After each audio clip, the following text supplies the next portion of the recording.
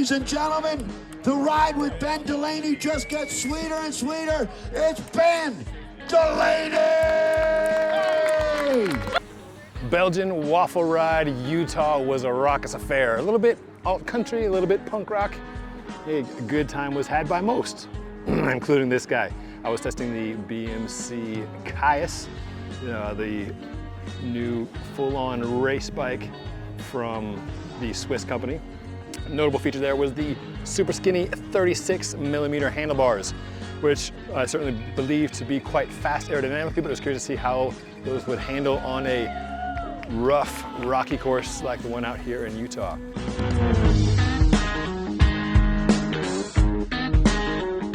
So quick story on the race for context, then we'll dig into the bike, how it fared, how I fared, and how some other bits that I was trying out, like SRM X-Power power meter pedals.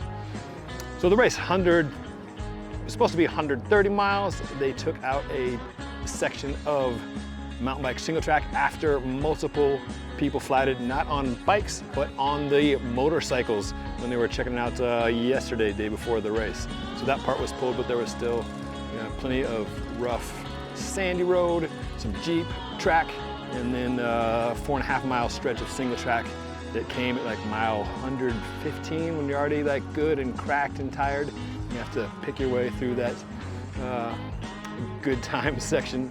So no flats, which was good. A fair amount of hitters at the event. Old Levi Leipheimer came out and couldn't help himself but win the Wafer Ride, the 70-mile event. Check out my video with a short interview with Levi talking about what he rode and why. In the Waffle, the long one, we had the likes of Pete Stetina coming back to defend his victory from last year, with Griffin Easter sprinting in for second. And also, plenty of other hitters up there. Whitney Allison won the women's race again for the second time. Happily, I was dropped fairly early. The Gryffindor sorting hat came for me the first big climb of the day where I was dropped, and then I was dropped some more on the sketchy, sandy, rooty descent that followed. So after I settled into a group of friends for the day, it was a much nicer affair. The BMC Kaius, the first straight-ahead gravel race bike from the Swiss company, is on the opposite end of the spectrum as the URS, the unrestricted, which is tall, slacked out, adventure gravel. This is basically like a team machine with clearance and those skinny 36mm bars. Honestly, I was expecting to hate the bars, but I feel pretty darn good. One thing I really like about it was how there's a lot of built-in flex and compliance in the bar, especially in the drops, and like the further back you go, the more give there is. BMC's been doing carbon fiber for a while. They know what they're doing. I love the feel of the team machine, and this Kaius feels very much like that, but with just gravel race appropriate geometry.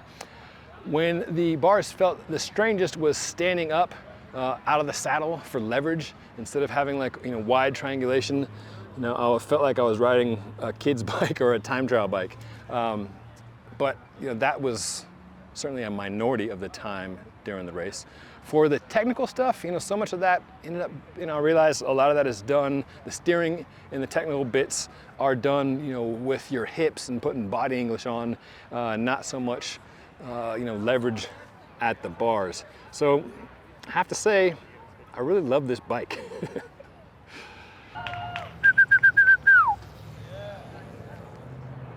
That same compliance applies to the back of the bike with the D-shaped seat post, which feels great. Enough give that takes the edge off the bumps, but not so much that you feel like you've got a flat tire. Speaking of flat tires, I had none, which was good considering how gnarly this course was. Many a rider was brought to a stop to plug the tire or put in a tube. I just ran the stock tires, which are the Pirelli Gravel H, which is not a full-on slick, but not a whole lot of grip there.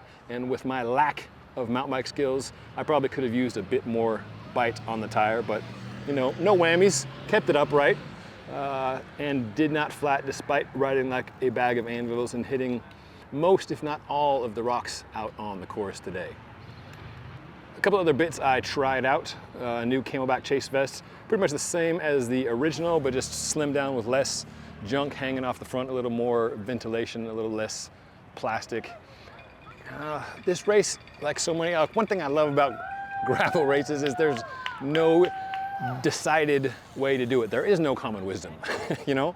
There's like, should I bring the vest for hydration, so if I'm on the just ropes and hanging on the back of a group who's not stopping, I'm able to stay with them? Or do I forego the vest and the weight that goes with it to try to stay with the group on the climbs?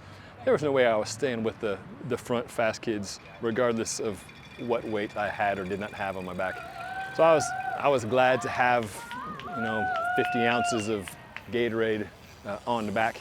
This race, Belgian Waffle Ride, does a fantastic job with volunteers doing bottle hand-ups for everybody, as far as I can tell.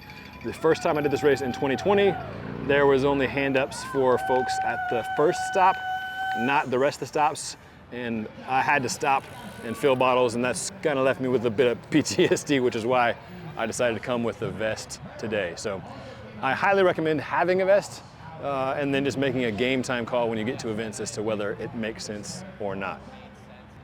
SRM pedals. Probably know SRM as the godfather of soul. I mean, the godfather of power meters. Ole Schober was the first to bring power meter technology to bicycles, and his cranks remain in the minds of many the gold standard. Certainly a lot of pros still use the SRM. Cheap? They are not. And similarly with the SRM X-Power, they are not the cheapest thing on the market. There's you got two basic options if you want to go for an SPD style power meter pedal. You've got the SRM X-Power, and then you've got Garmin's Rally. I've been testing both for well over a year, and I'll be doing a video comparing the two of those in terms of features, form, how easy they are to get in, get out of, and of course the power measurement of the two. The plus, at least for like a chucklehead who tests a lot of bikes, is they're easy to pop on. It's just like putting on pedals. The downside is that they're super fiddly in that the first time you put them on, you need to use SRM's app to get them set up. You can't just use your Garmin or your Wahoo, whatever head unit, to get it set up. Once they are installed, then you can use, then you don't need to be using the app every single time. Charging is super fiddly. This is my third pair of SRM pedals, which is kind of frustrating. It seems like they've got it sorted out. The first two I got like well over a year ago. So they weren't perfect out of the gate in my experience, but this set seems to be working well. One thing I like about them is the form factor is almost identical to an SPD. So unlike the Garmin, which is like a big, Big Mac stack, the X-Power looks more like a Shimano pedal. So bottom line, the BMC Kaius is a rocking gravel race bike. Honestly, I expected to hate the bars, especially on the technical bits here at Belgian Waffle Ride, California. And while they feel a little odd when out of the saddle because you're lacking the leverage that you have on a wider bar, in the technical bits, while in the drops, I didn't feel like the bars were a disadvantage. And the whole bike is so clean, just like a modern aero bike with everything routed internal, just visually, and I'm sure in the wind tunnel, it's a nice, clean presentation. I love the feel of the bike, which is so important, right? The gravel race geometry is dialed, with plenty of room for big fat tires, even more so than on the ERS, and the compliance in the post is that sweet spot where it's got enough give to take the edge off, but not so much you feel like you've got a flat tire. So the price is straight up BMC, but the ride is really good. So nice work, BMC, and beautiful job, Belgian Waffle Ride crew. If you haven't done this event before, I highly recommend it. It is a kick in the teeth in the best possible way. Hope to see you out here next year. Thanks, sir. Appreciate it. All right.